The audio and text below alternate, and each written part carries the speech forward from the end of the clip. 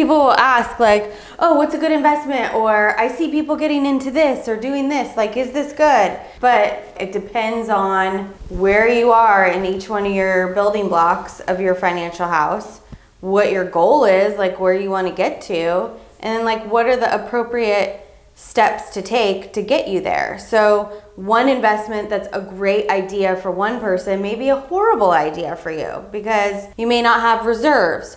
You may not have life insurance. You may not have that financial goal. You may not have the risk tolerance. You may not be trying to do what this person over here is trying to do. So like, it really depends. It's all about like increasing your knowledge about where you are, then, you know, taking responsibility for like, hey, where do I want to go? What's my ideal life? What's my ideal wealth that I want to build? What does financial strength and financial power mean to me? And then you like work backwards. Okay, what's going to get me there?